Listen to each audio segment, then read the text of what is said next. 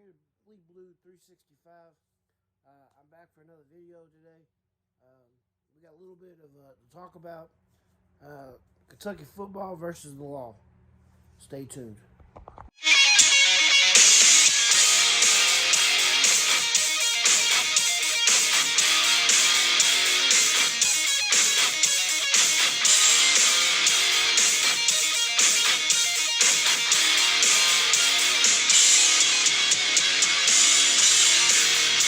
Hey, thank you for tuning in. It's much appreciated. Well, I'm here right now. If you don't mind, give me a like, a follow. Hit subscribe if you ain't already done so. Leave a comment in the comments. I'm pretty good at commenting back. It may take me a little bit, but I'll get back to you. And share with your friends. Anyways, a lot of this stuff I'm going to be talking about today, I get my news from usually like ESPN, KSR, Kentucky Sports Radio, in case you didn't know.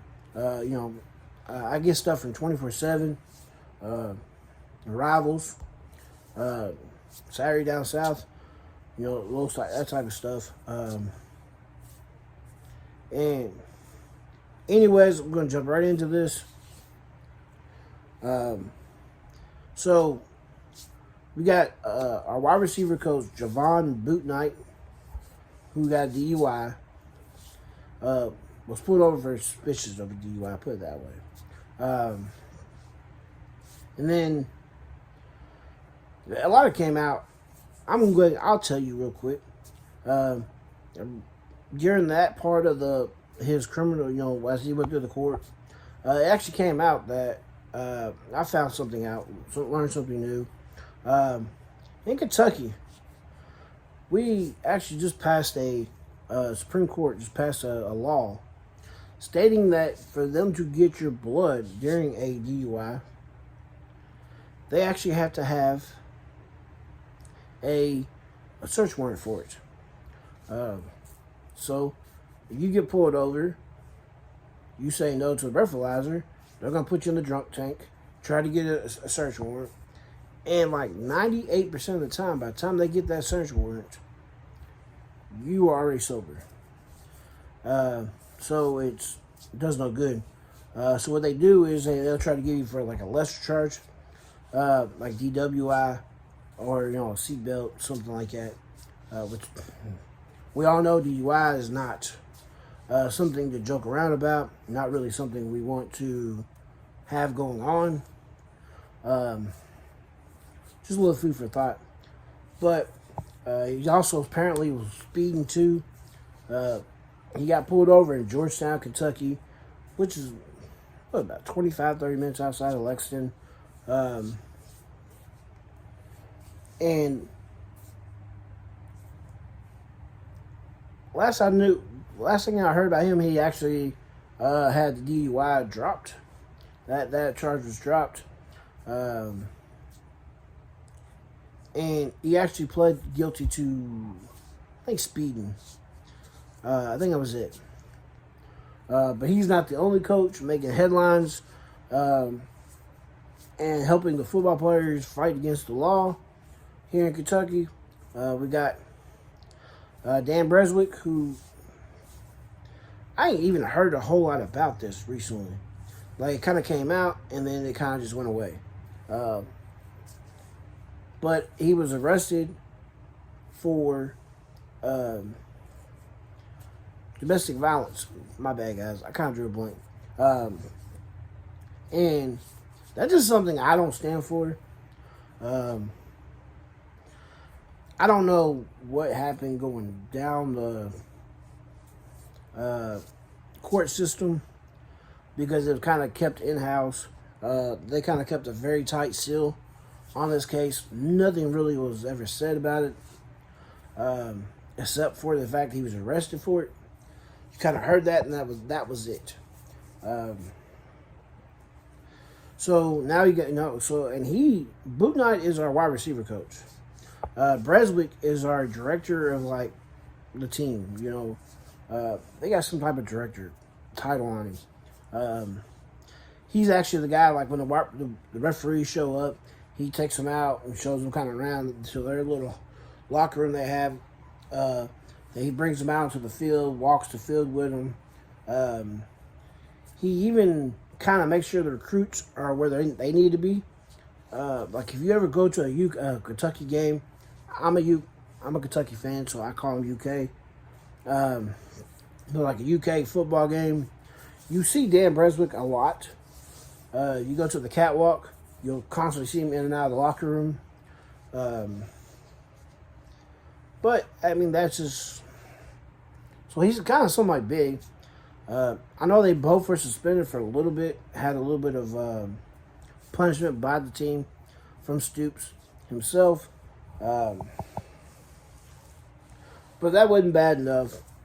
Then you have RJ Adams get arrested. Jatwan McClain, I don't know how to pronounce his first name. I'm not going to lie. Andrew Phillips, Ernest Sanders, Joel Williams, and Vito Tisdale all get arrested. I'm going to say Vito Tisdale for the last part of this because he's had like a little busy off season. But just so you know, Jatwan McClain is our third string running back. Well, was supposed to be. Andrew Phillips was making headlines as somebody who could step up and get on the field this year. If I'm not even mistaken, I think Ernest Sanders was too. Because I think Ernest Sanders is one of our wide receivers. I think he's the other one. I might be wrong about that. I didn't look this up. My bad, guys. And then you got Vito Tisdale, who is our plays safety plus nickel. He's too deep, and so it's not really a guy you want to see. But it is what it is, guys. These 6 players got arrested for burglary, first-degree burglary. It's not what you think. I'm just going to stop you right there. It's not what you think. Apparently, 3 of these players showed up, was at this party, got a little altercation, was told to leave and not come back. They left for like an hour or two, came back with 3 more football players, and actually got into another altercation. Kind of something that came out. If you kind of read some news stories, the fraternity party did nothing wrong. They were innocent bystanders in all this. But according to witnesses and football players, there were some racial slurs thrown out. Take that how you want. I mean, me personally, I'm not going to get into political views or nothing like that here. But racial, I thought we kind of left the racial stuff back in the 50s and 60s. Apparently not. He's showing his head again. It's sad. It's very sad. And there's no place for it in today's world. Excuse me, guys. Vito Tisdale apparently had a gun. And I kind of give the quotes, or the air rabbits, whatever you want to call them, because this gun is either half the people at the party didn't even see it. The other half said, kind of he had it. Most people who say it was in his waistband or pocket, but never came out. The fraternity says otherwise. They say he actually pulled it out and pointed at him. I don't really know, but it's all mixed up. But because of the gun, and these guys actually already been told to leave and not come back, and then they enter the home uninvited, and then the gun, being there, is why this is first degree burglary, and not just like a criminal mischief or trespassing. Because they had a gun, they can get first degree burglary. They stole nothing. They were there to, quite honest with you, kick ass and take names. That's all I can say. That's all I know. But during all this, we actually found out, like in December, Vito Tisdale got pulled over for possession. Went to jail for possession in Bowling Green, Kentucky, where he's from, back in December. So, and he actually was just put on probation back in June, I think it was. And because of this whole,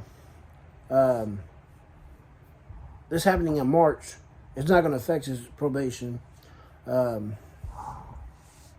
But that's kind of where we're at there.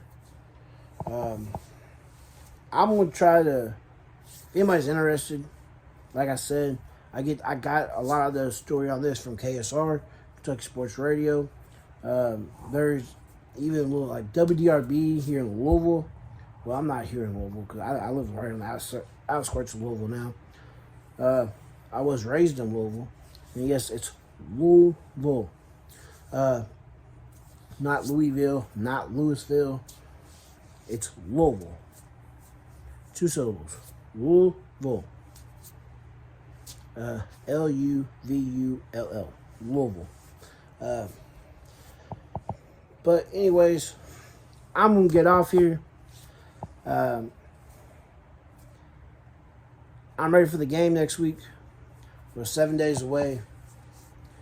And I'll have a preview video coming up shortly. Stay safe, guys. All my LSU fans, Alabama fans down there, anybody down there in the Gulfport, I keep everybody down there in your thoughts and prayers, as they got a hurricane coming. Hope y'all get out safely and nothing bad happens to y'all. I truly mean that. We'll keep y'all in your thoughts and prayers. But anyways, until next time, peace and go Cats.